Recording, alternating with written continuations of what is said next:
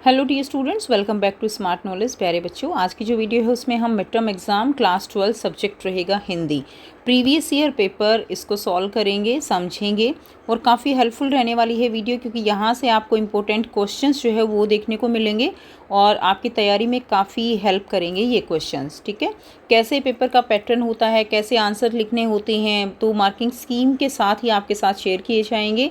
आपको किस तरह से बुलेट पॉइंट्स के साथ आंसर देना होता है जिससे कि आपका जो फाइनल एग्ज़ाम है उसमें भी आप अच्छा स्कोर कर सको। तो ये सारी चीज़ें ध्यान में रखते हुए आपको यहाँ पर ये पेपर शेयर किया जा रहा है। So mid term exam class 12 subject रहेगा Hindi and maximum marks 80 and time allowed 3 hours. सबसे पहले यहाँ पर जनरल इंस्ट्रक्शंस दी गई हैं, तो आप यहाँ से पढ़ सकते हो। पेपर जो है वो 3 खंड में है। खंड क में आपटित बोध रहेगा जिसमें बहुविकल्पीय प्रश्न दिए गए हैं। खंड ख में अभिव्यक्ति और माध्यम पुस्तक के आधार पर दिए गए हैं और खंड ग में अंतरा भाग 2 और अंतराल भाग 2 के पाठ्य पुस्तक के आधार पर प्रश्न जो है वो दिए गए हैं। सबसे पहले खंड क देखेंगे। अपठित बोध दिया गया है। निम्नलिखित गद्यांश को ध्यानपूर्वक पढ़कर पूछे गए प्रश्नों के उत्तर दीजिए। तो ब्रिटिश राज्य की स्थापना के फलस्वरूप भारत की शिक्षा व्यवस्था, यातायात व्यवस्था, अर्थनीति, शासन व्यवस्था में भी पर्याप्त परिवर्तन हुए। भारतीय पुनर्जागरण के लिए प्रेस की स्वतंत्रता जो है वो वरदान सिद्ध हुई। पुनर्जागरण के लिए कार्यरत सामाजिक नेताओं ने इसका भरपूर लाभ उठाया। भारतेंदु समय के प्राय सभी प्रमुख साहित्यकार किसी न किसी साहित्यिक पत्र पत्रिका से जुड़े थे। वे इनमें अपनी साहित्यिक रचनाओं के साथ साथ सामयिक समस्याओं पर प्रकाश डालने वाले लेख जो है वो लिखते थे, यानी काफ़ी आप रोल कह सकते हो उस समय इनका।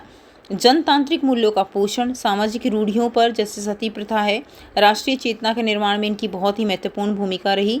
मुद्रण ने साहित्यकार और समाज को एक दूसरे से वैचारिक स्तर पर जुड़ने का माध्यम प्रदान किया। राजा राम मोहन राय ने 1828 में ब्रह्म समाज की स्थापना की और कर्मकांड एवं अंधविश्वास का विरोध उपनिषदों के आधार पर किया। ब्रह्म समाज जाति प्रथा एवं सती प्रथा का विरोधी था और स्त्री पुरुष समानता का पक्षधर। ईश्वर चंद्र विद्यासागर विधवा विवाह के समर्थक थे। उन्हीं प्रयासों से ही 1856 ईस्वी में विधवा पुनर्विवाह अधिनियम जो है वो पारित हुआ था। केशव चंद्र सेन के प्रभाव से 1867 में प्रार्थना समाज की स्थापना हुई, जिसके उन्नायक महादेव गोविंद रानाडे थे। वे जाति पाति के विरुद्ध थे और अंतरजातीय विवाह के समर्थक।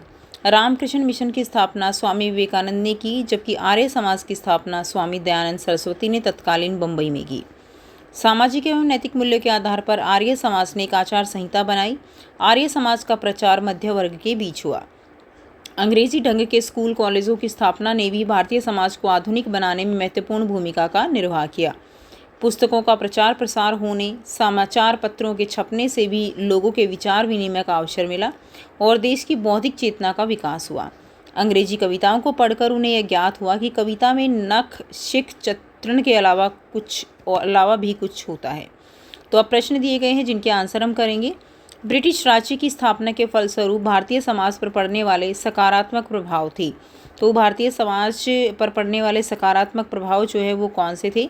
यातायात व्यवस्था में सुधार हुआ, अंग्रेजी ढंग के स्कूल कॉलेजों की स्थापना हुई, भारतीय समाज को आधुनिक बनाने में भूमिका। तो तीनों ही आंसर ठीक हैं, तो इसका आंसर घ हो जाएगा, फर्स्ट, सेकेंड एंड थर्ड। विधवा विवाह के समर्थक कौन थे? तो ईश्वर चंद्र विद्यासागर जो है वो विधवा विवाह के समर्थक थे। साहित्यकार और समाज का वैचारिक स्तर पर जुड़ाव किस कारण संभव हुआ? तो मुद्रण के कारण जो है ये जुड़ाव संभव हुआ। साहित्यिक पत्र पत्रिकाओं से कौन जुड़ा हुआ था? तो साहित्यिक पत्र पत्रिकाओं से जो है कौन जुड़ा था, ये हमने यहाँ पर देखा था।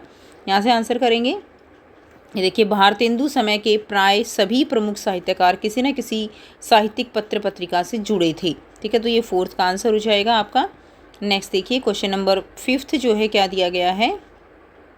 गद्यांश में व्यक्त विभिन्न समाज सुधार आंदोलनों के नाम जो है वो आपको बताने हैं।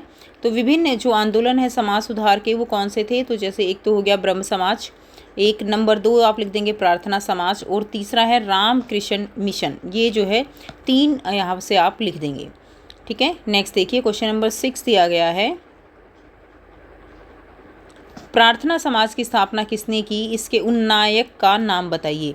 तो प्रार्थना समाज की स्थापना जो है वो बताना है और उसके उन्नायक का नाम भी आपको बताना है। ठीक है, तो देखिए, प्रार्थना समाज की स्थापना किसने की?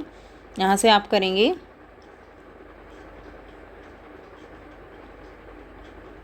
ये दिया गया है केशव चंद्र सेन के प्रभाव से 1867 में प्रार्थना समाज की स्थापना हुई, जिसके उन्नायक जो है वो कौन थे? महादेव गोविंद रानाडे थे। तो ये आपका यहाँ से 6th क्वेश्चन का आंसर हो जाएगा। नेक्स्ट देखिए क्वेश्चन नंबर 7 दिया गया है, आर्य समाज की आचार संहिता किस आधार पर बनाई गई एवं इसका प्रचार किस वर्ग के बीच था? तो आर्य समाज की आचार संहिता किस आधार पर बनाई गई थी, ये आपको यहाँ पर बताना है। तो सामाजिक और नैतिक मूल्यों के आधार पर आर्य समाज ने एक आचार संहिता बनाई। आर्य समाज का प्रचार मध्य वर्ग के बीच हुआ। तो यहाँ से ये आपका 7th क्वेश्चन का आंसर हो जाएगा। ठीक है, आई होप आपको ये सारे क्वेश्चंस क्लियर हैं। नेक्स्ट देखिए क्वेश्चन नंबर 2 दिया गया है, निम्नलिखित पद्यांश को ध्यानपूर्वक पढ़ना है और पूछे गए प्रश्नों के उत्तर आपको देने हैं। प्राइवेट बस का ड्राइवर है तो क्या हुआ? 7 साल की बच्ची का पिता तो है। सामने गियर के ऊपर हुक से लटका रखी हैं कांच की 4 चूड़ियाँ गुलाबी। तो गियर के ऊपर लटका रखी हैं हुक से कितनी? कांच की 4 चूड़ियाँ, और कैसे रंग की? गुलाबी रंग की। बस की रफ्तार के मुताबिक हिलती रहती हैं। झुककर मैंने पूछ लिया, खा गया मानो झटका। अधेड़ उम्र का मुच्छड़ रोबीला चेहरा, आहिस्ता से बोला, हाँ साहब, लाख कहता हूँ नहीं मानती है मुनिया। टांगे हुए हैं कई दिनों से अपनी अमानत, यहाँ अब्बा की नज़रों के सामने। मैं भी सोचता हूँ क्या बिगाड़ती हैं चूड़ियाँ, किस जुर्म पे हटा दूँ इनको यहाँ से मैं। और ड्राइवर ने एक नज़र मुझे देखा और मैंने एक नज़र उसे देखा। छलक रहा था दूधिया वात्सल्य बड़ी बड़ी आँखों में। तरलता हवा थी, हावी थी सीधे साधे प्रश्न पर। और अब निगाहें फिर गई सड़क की ओर और मैंने झुककर कहा, हाँ भाई मैं भी पिता हूँ। तो प्रश्न देखिए, निम्न कथनों में से सही विकल्प का चयन करना है। इसमें पूछा गया है कविता में पितृत्व प्रेम की झलक है, तो बिल्कुल है। 2 पात्रों के बीच भावात्मक संबंध दर्शाया गया है, बिल्कुल ठीक है। पिता को गियर पर लटकी चूड़ियाँ पसंद नहीं थी, बिल्कुल ऐसा नहीं था। पिता बच्चे की खुशी को सदा नज़रों के सामने रखना चाहता था। तो 1st, 2nd और 4th जो है सही है, तो ग हमारा राइट आंसर रहेगा। सेकंड है, निम्नलिखित कथन कारण को ध्यानपूर्वक पढ़िए, उसके बाद दिए गए विकल्पों में से कोई एक विकल्प आपको चुनकर लिखना है। तो कथन है, ड्राइवर का वात्सल्य भाव देखकर कवि भावुक हो जाता है। कारण है, सभी पिता अपनी संतान के प्रति वात्सल्य भाव रखते हैं। तो इसमें कथन और कारण दोनों ही सही हैं और ये इसकी सही व्याख्या करता है। तो क हमारा राइट आंसर हो जाएगा। नेक्स्ट देखिए, गियर पर लटकी कांच की चूड़ियाँ किसका प्रतीक हैं? तो ये कांच की चूड़ियाँ बच्ची के निश्चल प्यार का जो है प्रतीक है। ठीक है, निश्चल प्यार का ये प्रतीक है। नेक्स्ट देखिए, नेक्स्ट क्वेश्चन है, गियर पर लटकी कांच की चूड़ियाँ किसका प्रतीक हैं? तो बच्ची के निश्चल प्यार का। कांच की चूड़ियाँ कितनी एवं किस रंग की थी? तो कांच की चूड़ियाँ 4 और गुलाबी रंग की। ड्राइवर ने कवि की चूड़ियों को लटकाने का क्या कारण बताया? तो ड्राइवर ने बताया कि कवि को बताया कि उसने अपनी नन्ही बिटिया की जिद के कारण जो है गियर पर चूड़ियाँ क्या कर रखी हैं? लटका रखी हैं। नेक्स्ट क्वेश्चन देखिए, क्वेश्चन 6 है, पद्यांश में किस मानवीय स्वभाव का ज्ञान होता है? तो आंसर रहेगा कि जो पद्यांश है कविता में मनुष्य के कोमल एवं करुण मानवीय स्वभाव का ज्ञान होता है। वह चाहे कितना भी कठोर एवं शुष्क क्यों न हो, उसके हृदय में करुणा की धारा जो है वो अवश्य ही विद्यमान रहती है। नेक्स्ट देखिए, खंड ख दिया गया है, अभिव्यक्ति और माध्यम पुस्तक पर आधारित। निम्नलिखित प्रश्नों के उत्तर आपको लिखने हैं। पत्रकारिता को प्रजातंत्र का कौन सा स्तंभ माना जाता है? तो पत्रकारिता को प्रजातंत्र का चौथा स्तंभ माना जाता है। सेकंड है, उल्टा पिरामिड शैली में समाचारों को किस क्रम में लिखा जाता है? ठीक है, तो ये क्वेश्चन जो है आपके लिए काफ़ी इंपॉर्टेंट है, इसको अच्छे से कीजिएगा कि जो उल्टा पिरामिड शैली है उसमें समाचारों का सबसे महत्वपूर्ण तथ्य है कि उसमें सबसे जो तथ्य होते हैं महत्वपूर्ण तथ्य को सबसे पहले लिखा जाता है और उसके बाद घटते हुए महत्वपूर्ण क्रम में अन्य सूचनाओं को लिखा जाता है। इस शैली में किसी घटना, विचार, समस्या का ब्यौरा जो है वो कालानुक्रम के स्थान पर सबसे महत्वपूर्ण तथ्य या सूचना से शुरू होता है। नेक्स्ट देखिए, अगला प्रश्न है, रेडियो प्रसारण के लिए तैयार किए जा रहे समाचार की कोई 2 विशेषताओं का उल्लेख आपको यहाँ पर करना है। यहाँ से इसका आंसर हो जाएगा, रेडियो प्रसारण के लिए तैयार किए जा रहे समाचार की विशेषताएं क्या होंगी? तो उच्चारण में जो है वो जटिल शब्द ना हों, 1 से 10 तक के अंक शब्दों में हों, दोनों तरफ पर्याप्त जो है हाशिया होना चाहिए और परसेंटेज और जो साइन है वो सभी प्रतिशत या डॉलर जो है वो क्या हो, लिखा जाए। तो यानी इस तरह से ना लिखकर उनको प्रतिशत या डॉलर लिखा जाए, साइन फॉर्म में ना हो। नेक्स्ट देखिए, अगला प्रश्न है, निम्नलिखित प्रश्नों के उत्तर लगभग 60 शब्दों में लिखने हैं। पत्रकार कितने प्रकार के होते हैं, संक्षेप में उल्लेख कीजिए। और विशेष रिपोर्ट किसे कहते हैं, इसके विभिन्न क्षेत्र कौन से हैं। तो ये क्वेश्चन भी आपके लिए बहुत इंपॉर्टेंट है। अगर आप प्रीवियस ईयर के पेपर देखेंगे तो ये क्वेश्चन काफ़ी बार रिपीट आपको मिलेगा, तो विशेष रिपोर्ट के बारे में ज़रूर कीजिएगा। तो दोनों ही क्वेश्चन के आंसर करेंगे। देखिए, सबसे पहले है पत्रकार 3 प्रकार के होते हैं। पहला है पूर्णकालिक, किसी समाचार संगठन में काम करने वाला नियमित वेतनभोगी कर्मचारी होता है। अंशकालिक होता है, किसी समाचार संगठन के लिए एक निश्चित मानदेय पर काम करने वाला पत्रकार, वो अंशकालिक कहलाता है। और तीसरा रहेगा फ्रीलांसर या स्वतंत्र, ये अपनी इच्छानुसार अपना लेख, कॉलम या समाचार किसी भी निजी मीडिया संस्था को देकर अपना मेहनताना ले सकते हैं। ठीक है, उसको बोलते हैं फ्रीलांसर या स्वतंत्र। नेक्स्ट है सेकंड क्वेश्चन में विशेष रिपोर्ट क्या होती है। तो किसी खास विषय पर सामान्य से हटकर किया गया लेखन जो है वो क्या कहलाता है, विशेष रिपोर्ट कहलाता है। विशेष लेखन के क्षेत्र क्या रहेंगे, जैसे अर्थ है, व्यापार, कृषि, स्वास्थ्य, शिक्षा, अपराध, रक्षा, खेल, फिल्म, मनोरंजन, यानी कोई भी मुद्दा जो है सामाजिक मुद्दा हो, वो सभी विशेष लेखन के क्षेत्र में आते हैं। नेक्स्ट आपको यहाँ पर रचनात्मक, नेक्स्ट क्वेश्चन में क्वेश्चन नंबर 5 में आपको रचनात्मक लेखन लिखना है। तो जिसमें आपको विषय वस्तु जो है 2 अंक की रहती है, भाषा 1 अंक की होती है और प्रस्तुति 2 अंक की रहती है। देखिए प्रश्न 5 है, निम्नलिखित में से किसी एक विषय पर लगभग 100 शब्दों में रचनात्मक लेखन करना है।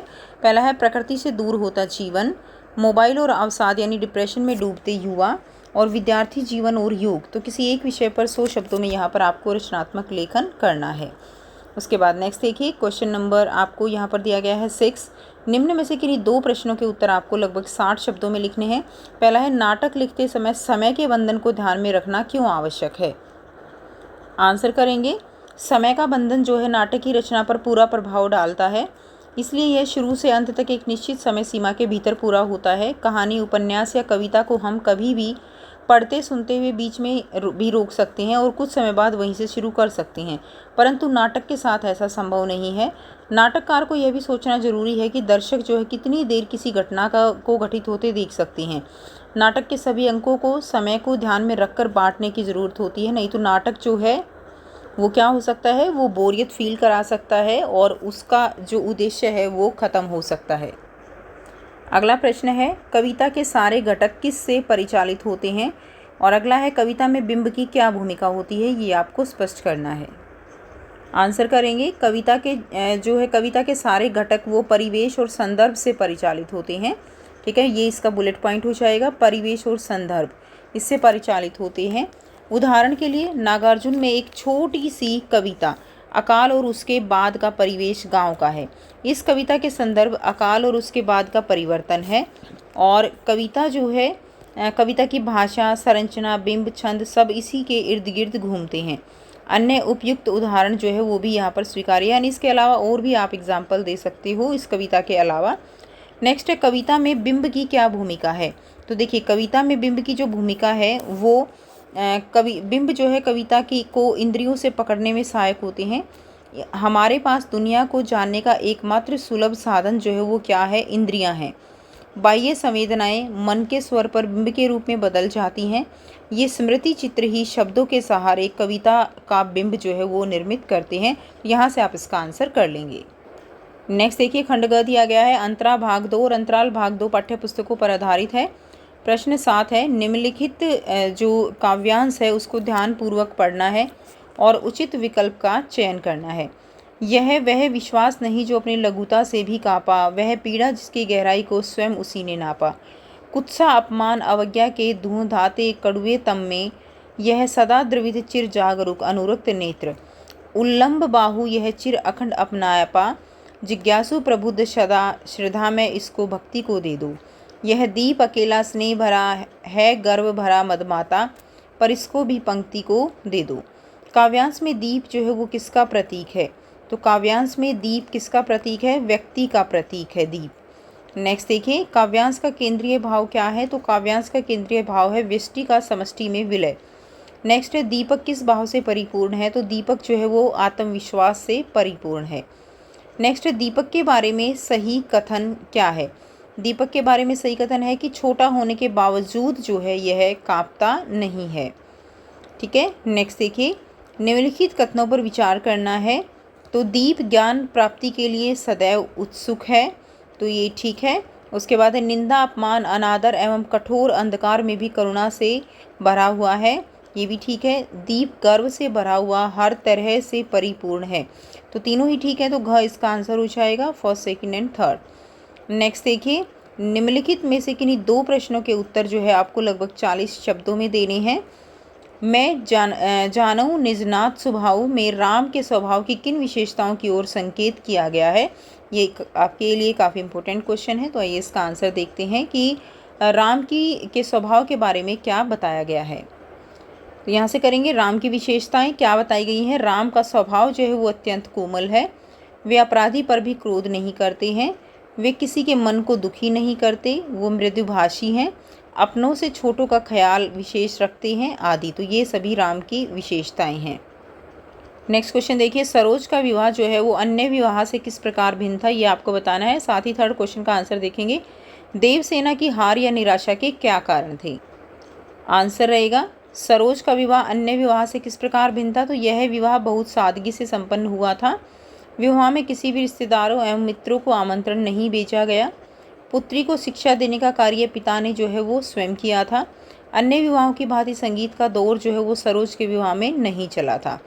तीसरा क्वेश्चन क्या है कि देवसेना की हार और निराशा के कारण क्या थे, तो पिता एवं भाई की मृत्यु के पश्चात वह क्या पड़ गई थी, अकेली पड़ गई थी।